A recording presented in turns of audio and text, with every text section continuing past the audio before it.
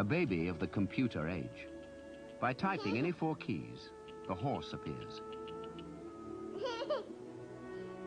For her, it's a plaything, but her education and development will be transformed by it. Will she be programmer or programmed?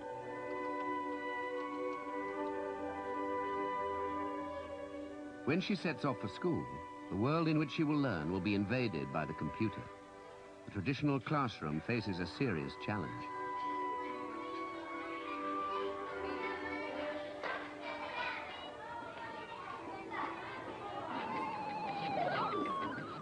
Kids are hooked on computer games.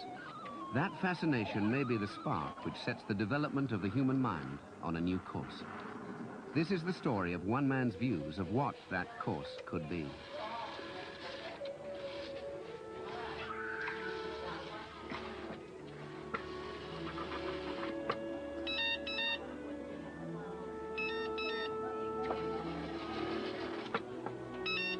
The turtle is a small robot plugged into a computer.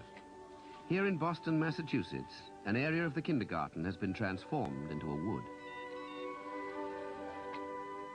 A 5-year-old sends the turtle roaming, driving it with simple instructions: F for forward, B for backward, L for left, R for right. These are the simple commands of a computer language called Logo, a language designed for learning. Its use in schools raises controversial questions about how we learn.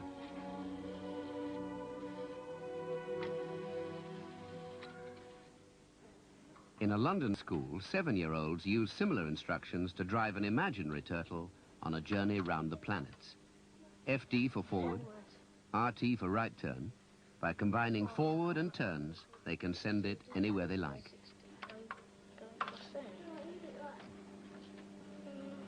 Too much. Here, the turtle is an arrowhead. There's the arrow. You can see it. It's there. And that's where the turtle is? Yeah. We call it See More Clearly. We named it after a person that invented Logo, and he was Seymour Papert. Logo was designed for learning, and it's unique in this respect. No other language was designed for that purpose. BASIC and its variants, such as Pilot, which are most commonly used, were made for totally different purposes and were handed on like cast-off clothing to be used by the world of education. I think this is a scandal. Seymour Papert is not only horrified that we foist an inappropriate computer language BASIC on our children, but that too many classrooms misuse computers. The computer instructs the child. Parents worry that children waste their time on computers, but misuse is far more subtle. If the computer is used to reinforce traditional rote learning and drill and practice routines, the spectre of an Orwellian world is not so remote.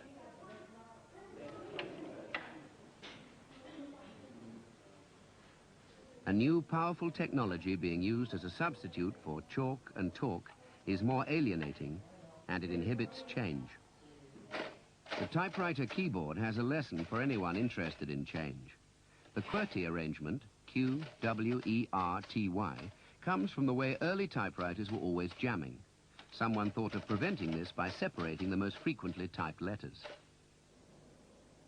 New keyboards can't jam, but millions of fingers had learnt the old keyboard, so QWERTY remains.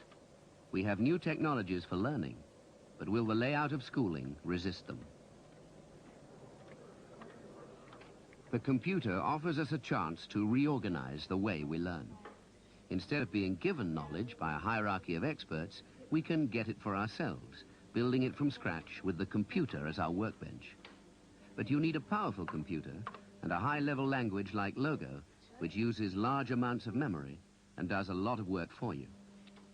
Philip and his friends have given the commands to draw a square. Forward 50, right 90. Now they've given it a name, S. Anytime they type an S, the computer will repeat that square. By entering S and a degree for the turn, they can build more complicated and dynamic designs. A Logo computer will take words and graphics, but children find turtle graphics most fun. We are lucky it will do, yeah. just hold this out. That is brilliant. We've done it. Keep your fingers crossed. Papert designed Logo with colleagues from the Artificial Intelligence Laboratory at the Massachusetts Institute of Technology. We tried to achieve a number of goals. First of all, that it should be easily accessible. There should be corners of the language that you can get into, like baby talk getting into English, that are easy for the youngest beginner. But it shouldn't be a toy language. It's not that Logo is easy. It's easy to get into. But once you're in there, you can progress to the most sophisticated ideas in the world of programming. Just as in English, you can start off with baby talk, but the same language is also the vehicle for expression of poets and philosophers. Ben is 8. He's engaged in serious discussion with Papert about his program for sprites. He likes these dynamic objects, which he can call up by name and program into highly active designs. He's kept all his ideas in a book. Typically, his handwriting doesn't give any clues to the complexity and achievement of his programming. I think it was in 2nd grade. I'll show you that one. Would you like to see it? Sure. All right. Oh, wait a minute.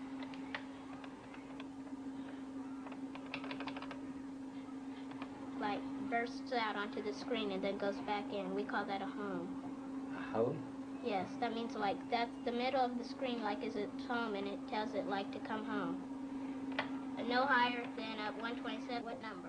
About 55. Speed limit. Oh, wow. See, you see the planes and the trucks, then the rockets and the balls, and then the squares. And it's really neat. Objects whizzing around the screen give this generation of children experience never before available. Children learn by experience of the world around them. That was the message of the Swiss educationist Jean Piaget. And hearing it, schools brought everyday objects into the classroom, creating a revolution in the education of young children. Crayon, glue, cardboard, blocks. These are the standard building materials from which children build their minds. Papert worked with Piaget and realized that the computer should come in along with the mud pies. Whereas what we really have to think about is what produces involvement, engagement, what grabs the individual. And so it's much more related to love than to logic. It's much more related to sex than to abstraction. It's much more related to how you see yourself as fitting into the social and cultural fabric, including how you see television. Is it something that's being done to you or something that you want to appropriate? Then it's a matter of knowing how to put subject matter in the right sort of logical order in order for people to understand it. Education has very little to do with explanation. It has to do with engagement, with falling in love with the material. By the time Papert was 2, he was already fascinated by rotating things. Wheels, gears, pulleys. He loved their beauty and their logic. He thought about how fast small ones drove slow big ones. He'd no idea that he was preparing himself to become a mathematician, but he was. When teachers talk about ratio and about equations, many children find these ideas abstract and alien. Papert did not.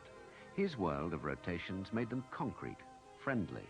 For him, gears and wheels had become objects to think with, and he tried to invent new kinds of lovable objects that were good to think with.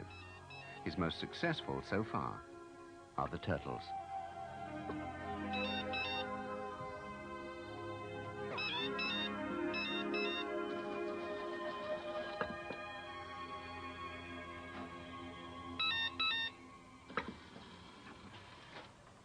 Plastic robots, arrows on screens, hyperactive sprites all belong to the same turtle family. They all obey the same commands. By getting to know these turtles as they get to know a person, these children are learning to be mathematicians. This is Piaget's real message. Learning rooted in experience.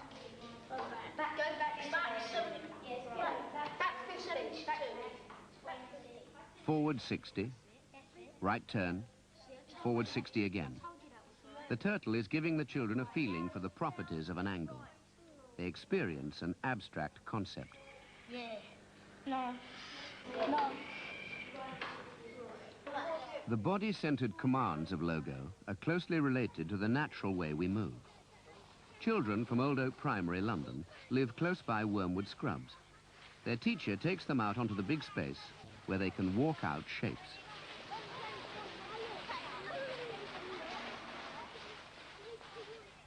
One child is pretending to be the turtle, the others give commands.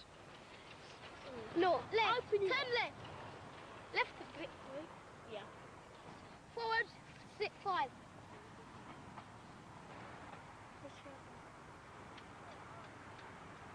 Right, turn right. 2 paces. 2 paces, yeah. No, right a little bit. Left a bit. Left 1 pace. Left. Left. Left. Yeah. Oh, come on. Hurry up. The essential point about the turtle is its role as a transitional object. That is, a transitional between the body, the self, and abstract mathematical ideas. The turtle can be, you can identify with it, you can move your body in order to guess how to command the turtle. So it's related to you, to the body, to the human, and it's also related to mathematical ideas because its structure is such that it captures some extremely powerful geometric and physical ideas. Watch how this turtle moves and draws as it goes. At the heart of the geometry of physics is the combination of movements.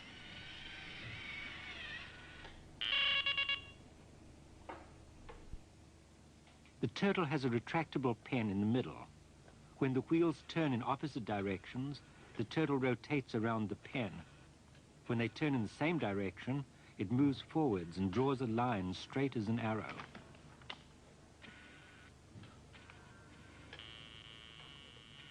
The wheels are driven by independent motors, which turn in unison at exactly the same speed. Of course, for this, the turtle must be built as a precision scientific instrument. Despite its appearance, it's no toy.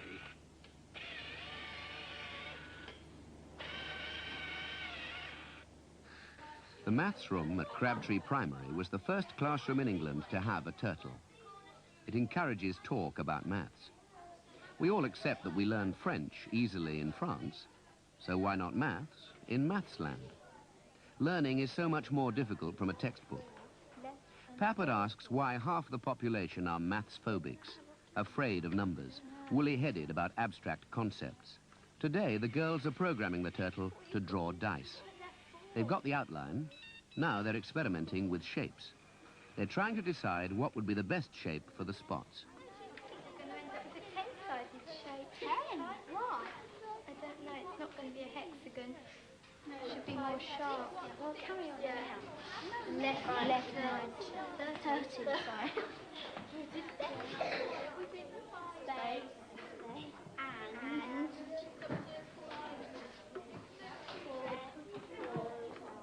But how does the turtle help them with their maths? Teacher Beryl Maxwell.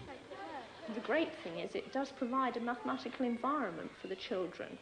And while the children are working around the turtle, if you listen to the things that they're talking about, it's all mathematical. And I think verbalization in mathematics is very important. And I think that half of our problems with mathematics teaching is because children don't communicate mathematically, talk about mathematics, and actually experience mathematical problems. Oh no!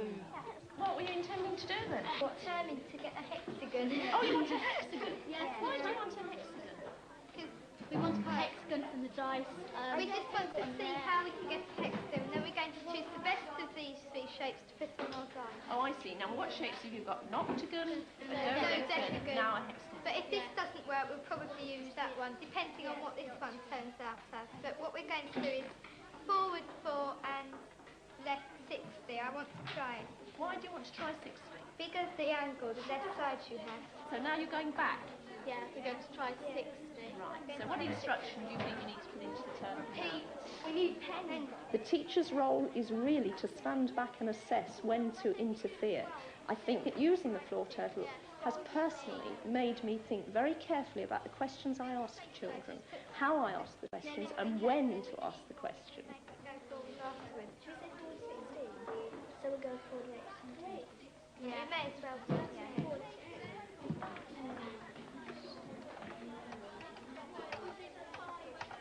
This has got going in this direction. Yeah. It's done what you thought it would. Good. The children have no fear of maths. They've learnt the properties of angle by playing with shapes, and they've been thinking through their problem in a very natural way. The turtle started because I wanted to find something which could be picked up by very young children. Now I think of it as something that is just as valuable for people of any age as for the very young children. And again, that's a general principle, that what's good for thinking is good for thinking, whether we're a 5-year-old or a sophisticated scientist. Research with severely handicapped children has helped us to understand the way all children think and learn. Children who've never played with any object can control floor turtles.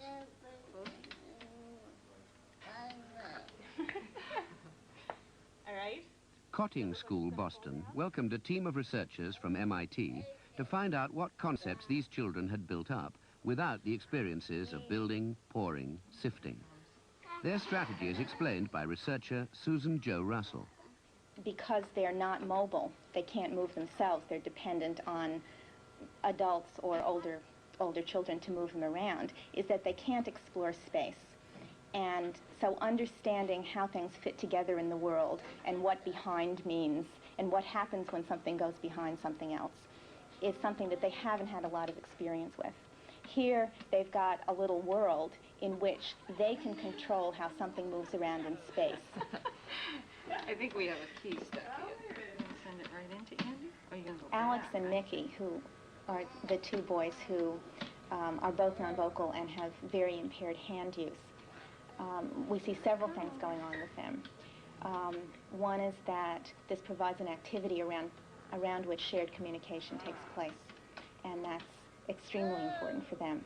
The second thing that we see with them, and if you could have seen them in the session before this, you would see the change. Getting to have more control over their hand use is something that we've noticed with several of the children. And Mickey had a very hard time at the beginning operating the button box, simply getting his hand to the button that he wanted to get to, and then getting his hand off when he wanted to stop pushing that button. The button box is a simplified keyboard. In using it, the children are preparing themselves for programming. It gives them control over their environment, which has a terrific payoff.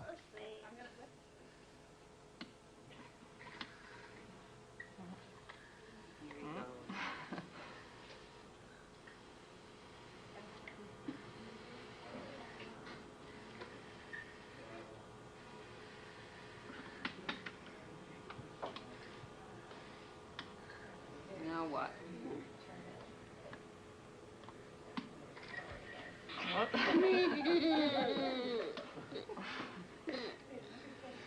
Where you going? Watching these children tackling the problem of how to knock the tower down gives us an idea of what is going on in their heads.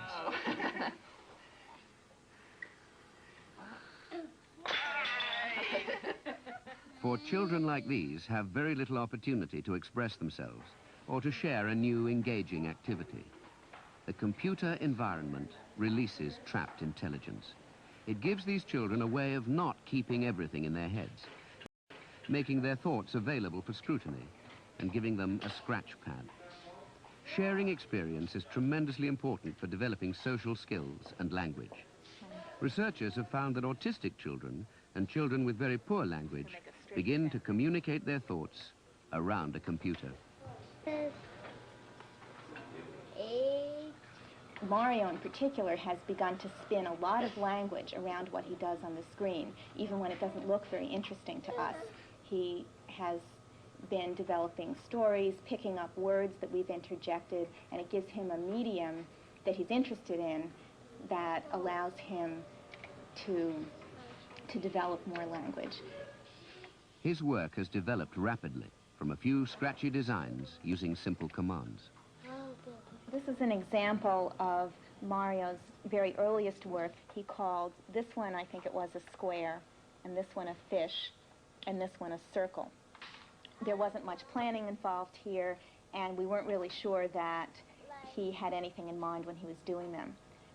Now, in contrast, as he moved along, he began to use other recognizably different elements in his work.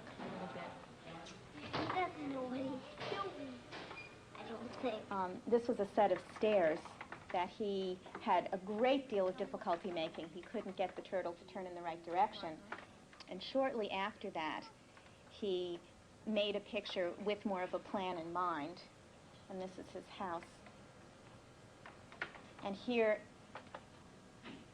this is a drawing that is very different from that early work.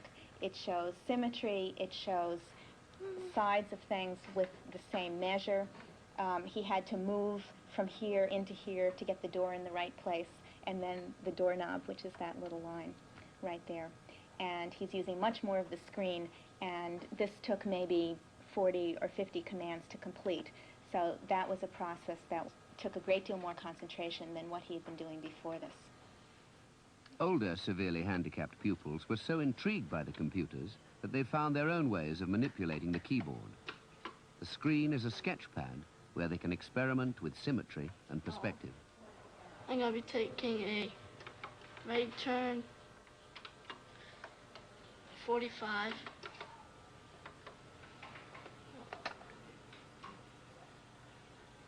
I guess not. I'm going to be taking a left turn now.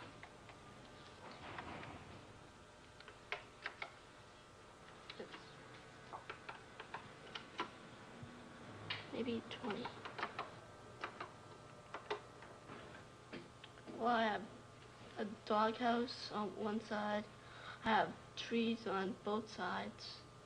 I have a house in the middle. And that's all I got so far. It's easier than drawing it.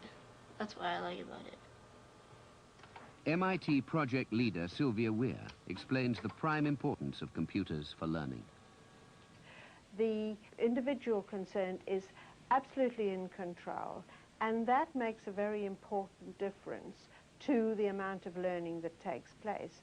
There's a cognitive as well as an emotional reason for this, because when you are actively thinking up the solution to a problem, all the mental schemes come to the front of your mind into working memory, as it were, and that allows them to be scrutinized and altered. In fact, real learning can take place when you're actively in control.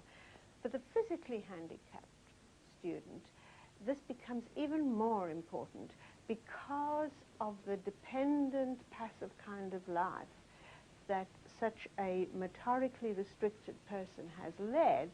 Here, for the first time, they can become active and take control and actually make a difference to their environment. And this has a very powerful effect on their self-image, on their view, on their sense of what they are.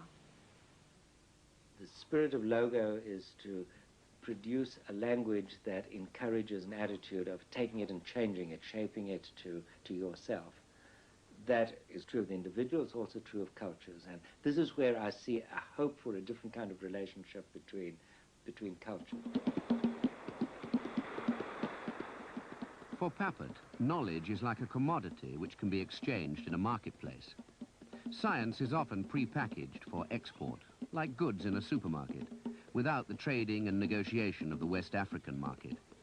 It may seem hopelessly romantic, but Papert believes that the computer makes transmission of science and technology more plausible, less compromising. Logo classes at the École Normale Supérieure are part of a Senegalese government project.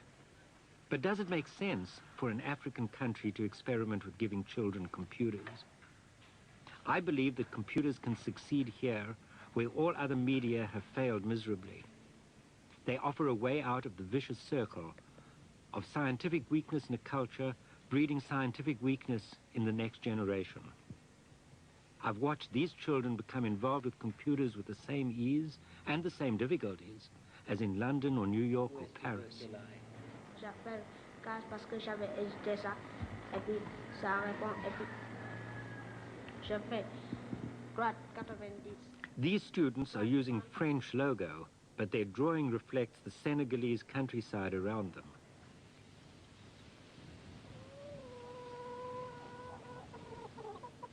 The village scene is captured by two teachers on the project.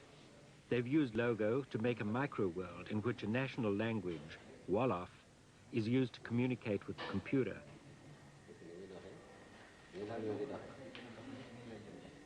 Today is the first time the children have seen it. Cards help them identify objects by names already programmed.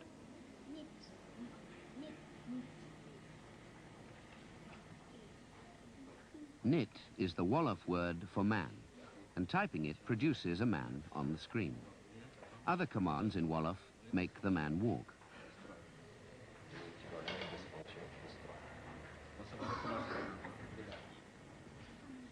Now they've found a horse. Soon it's hoped that the children will create and name their own objects and make their own micro-worlds.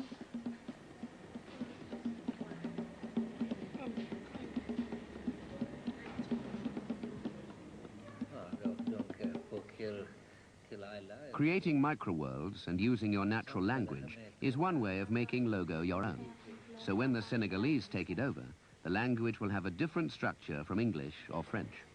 The next step will be to go beyond translating word by word into reconceptualizing, thinking of different command structures and different things to do with it that come naturally out of their culture, the structure of their language, to the way they think about graphics and shapes and sounds and everything. So developing nations can talk turtle in their own language. They can take and shape computer technology to their needs, using it to solve their own problems in industry and economy without the disruptive effects usually associated with development. And computers will also help them in communication with technologically more advanced states.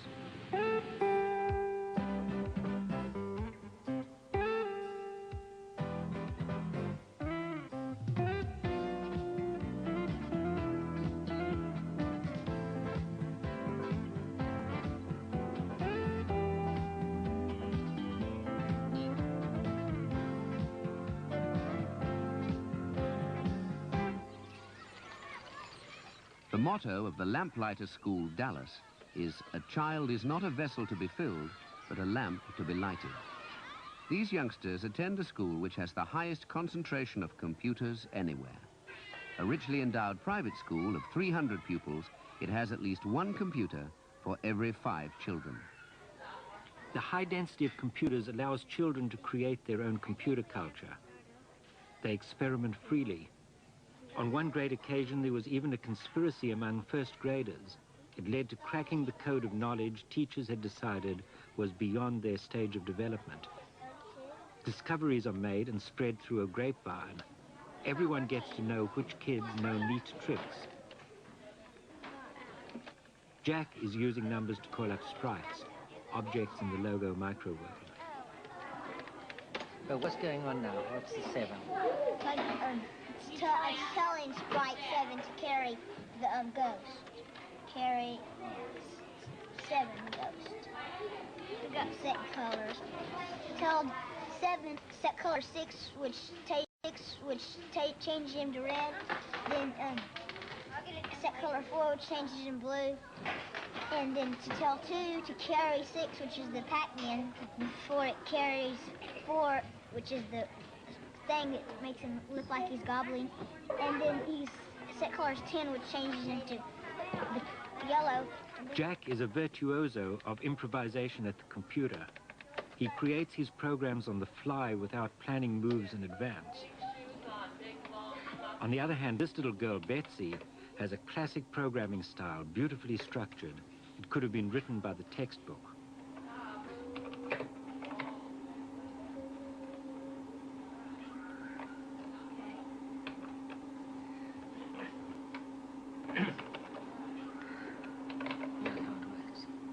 This is my program, Flower. It makes the flower out of, okay, flower is the main procedure, but it has like, let's see, 5 sub-procedures which make up the main procedure, and here it goes. Oh, what's that? I think this is the flower being made.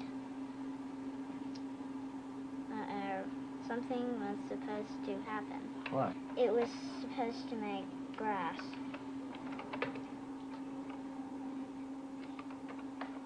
See, I forgot to tell the pen to go back down when I told it to pin up. So I'll just go back with the program and fix it. There we go. The structure of the programming has helped her isolate her mistake easily in one Grass mind-sized grows, bite. the flower starts to There's form. no stress, no sense of failure. It's formed by making petals out of one program that makes one petal. Then I put it in another program to make lots of petals, which that program that makes a lot of the petals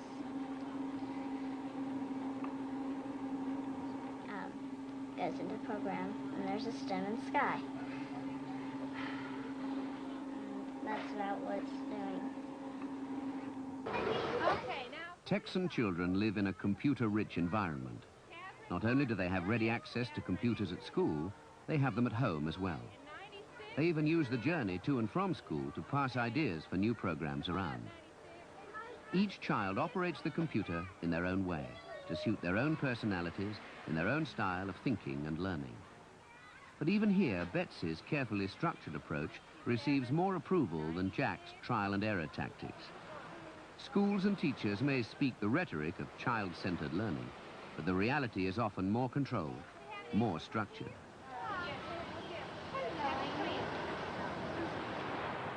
Open-ended discovery learning has its critics.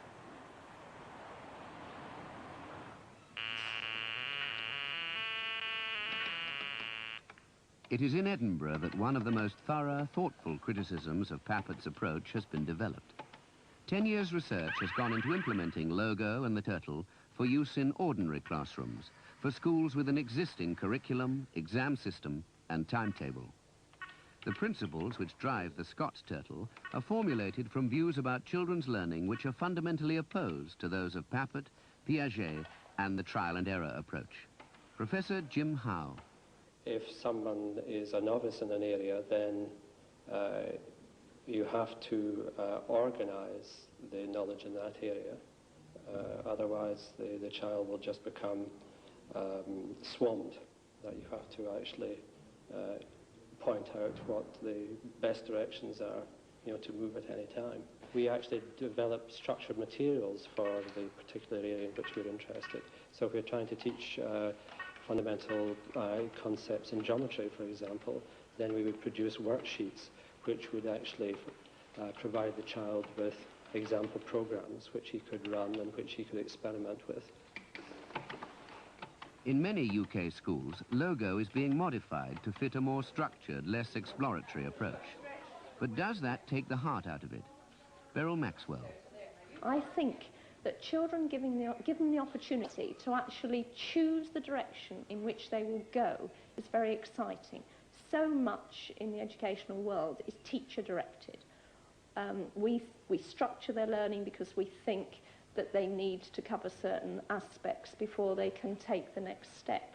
I agree that there is a place for structuring learning, but I think that young children should be given the experience of actually exploring and discovering things for themselves. Most of us remember school sitting in rows, bored and discontent, while the learning we've done outside has been fun, even when it's hard work. There's a controversy at the heart of education. Will the computer be used as a tool to reinforce traditional learning, or does it, as Pappett asserts, offer us an opportunity to make radical changes? I don't want to come across as a computer utopian. I think this is a very, very powerful instrument that can change the way people think, the way people develop very profoundly. I think it could go for good or for bad. And in fact, I think that all the forces are such that the path of least resistance is to produce scarily, very scary effects on the way children will develop.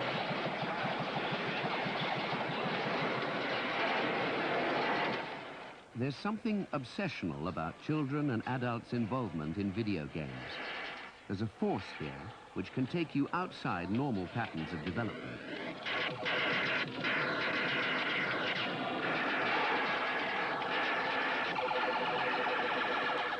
Or as Papert believes, it can be harnessed to make learning experiences more personal, more powerful.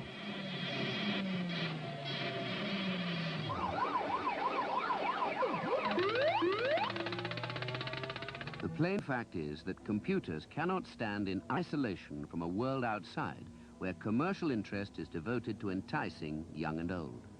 Very soon, there will be as many computers in people's homes as there are calculators. And this introduces a new factor. As computers go into homes, parents will demand a new deal for their children's education. And teachers will press for the opportunity to give children hands-on experience of a new technology, which is fast becoming a common tool.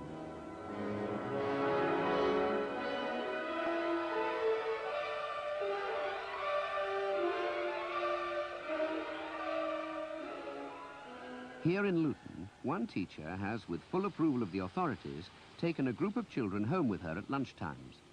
There's no computer in school, but here, in her home, they can get familiar with programming one themselves. Very beginning of doing the little shape at the beginning, and building it up to one of these, and then building it up to 6 of them, and then actually printing them out on the large sheet. And I'll show you in a minute how you can do that with Catherine's shape that she's done today. Home computers could well be the deciding factor in revolutionizing our approach to learning and our system of education. I tend more and more to avoid that word education. It makes one think of doing something to the child, educating the child. The total learning environment in which the child grows up includes school, of course, includes those deliberate so-called educational acts that society does on the child. But the most important parts are in relationship, in play, in social forms, in art, in sensibility to aesthetics. All this is part of the developing individual, and the computer enters into all of that. With 2, and I'll start with 1. That's very good. Okay, off you go. Juggling is a complex skill, but made up of simple Lovely. acts. Terrific. Great. Okay. Throw a ball, catch it. Okay. Excellent. See the It's double spin Papert's lick? favorite metaphor for thinking about programming. And your legs again. You can do all the same. For him, programming in the language of logo gives children a metaphor to think about combining the simple to make the complex. It helps them to learn to juggle. It helps them perceive and enjoy the movements of an expert juggler. And when you've used mathematical principles as a key to enjoyable physical activities, your feeling for mathematics is likely to be warmer, more personal, and more engaged.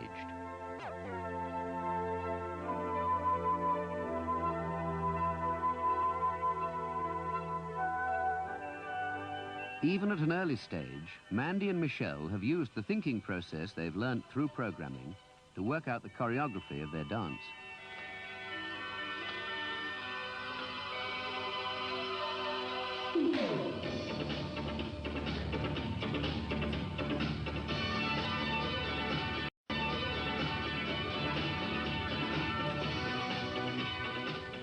First of all, we listened to the record, then we started doing the beats and listening to the beats. We got the beat and put it into the dance. Start off with Scott sitting down with hands together, and then it's Scott sitting down and repeat 4 with hands gliding side to side 4 times. Well, we wrote the dance like we wrote the procedure for the computer. If we go sideways, you've got to see how many steps you take. So you've got to write it down all on the paper. And it's how you work it out on the computer too.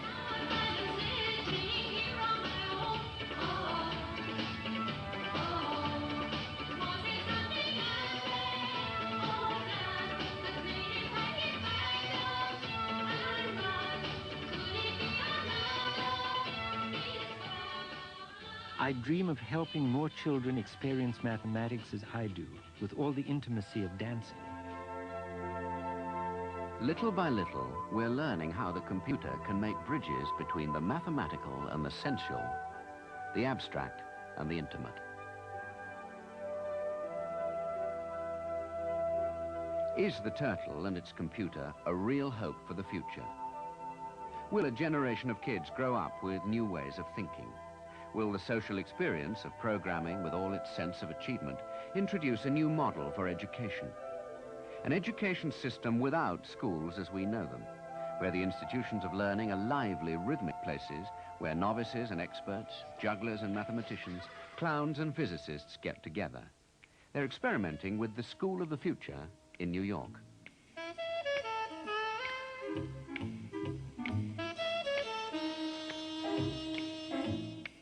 This is the first school to take Seymour Papert to heart and put his principles into practice. It's supported by New York City District 9 and the Academy of Science. Here, computer power will be as accessible as pencils and paper. It really has become a tool to think with for all pupils. Teacher Pete Rentoff. So on the west side of Manhattan, we have Hispanics and blacks and whites and Orientals, and we have all sorts of kids. Some of our kids read at a level of second grade, third grade. Some of them read 12.9, which is the top of the scale. And some of our most prized successes have been with some of the kids that you would feel perhaps wouldn't do well on the computer. Now with Logo, we've been able to introduce this to kids who are not your great math students. And we've found one child who was almost 4 years behind, at least in his recorded reading score, became the top computer program in the class. Down. Which way you want it? Up. Responsibility for this diverse group of students is shared by Steve Siegelbaum. We have situations where kids have been turned off to school. We have situations where many of the kids may have not had a positive educational experience for years, if ever. We have, for example, not only dropouts, but we call them drop-ins. Kids who aren't in our class, who wander by and just come into the room and they do a double take. They see something going on there and they hesitantly saunter in. The students here use computers in all subjects. One surprise success has been in creative composition.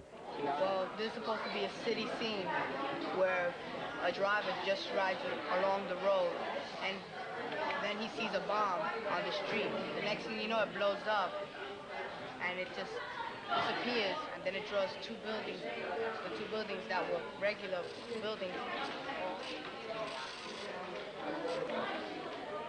You get some idea of the weeks of time and effort that went into it from the length of the printout. The teachers have noticed that after heavy inputs of programming, all their students' work was longer, better planned, and had more logical sequencing. Working on a computer had a definite payoff. What did his parents think? They were amazed at first, because they didn't think I could work on a computer. They didn't think I knew anything about this computer. So when the teacher started showing me how to work on it, I learned. You know, I tell the computer first one of the programs that it knows. Then I give it my program and it'll do it. I have a program making a house using similar shapes, like rec, you know, the size of rec, and how could I put it? It's been good to me. He's drawn a hacienda in the country using mathematical concepts more complex than those required by exam boards. Concepts he might have rejected in another form or context. Anything students learn has to have meaning for them, to be useful, like the use of French logo for Haitian students.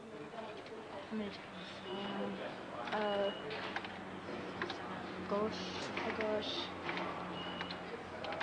Well, we were working with the program, with the computers a little bit, but not much. And then when we heard that there was French logo, we're interested. We have a sheet that gives us the terms in English and then in French. And so we use forward, backwards, just in French. And then we have to we can tell it what to do, what we want to name our program in English or in French. So it depends, either way. What was the répétez? How many? What was it? 50. Avance. Meanwhile, for the benefit of newly arrived Puerto Rican students, Maria is involved in changing logo English into Spanish. But like people that don't speak English could have a chance to work with computers, but in Spanish. So now a lot of people could get to know computers. I find working with with logo and working with the computers that a collegial relationship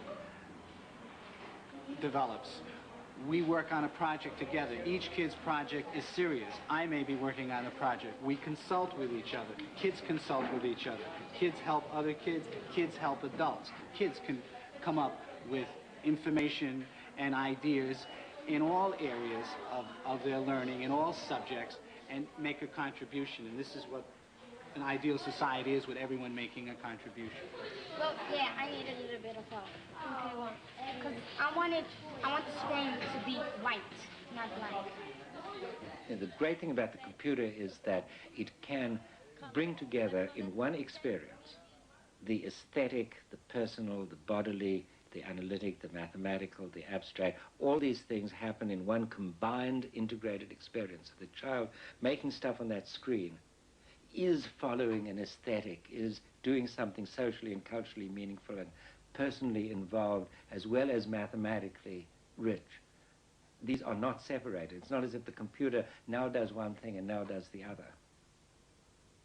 Like real life situations, like the baby's relationship to the toys or to the mother, it has all these dimensions integrated into one experience. And this is where it leads to a fundamental change in the nature of the learning.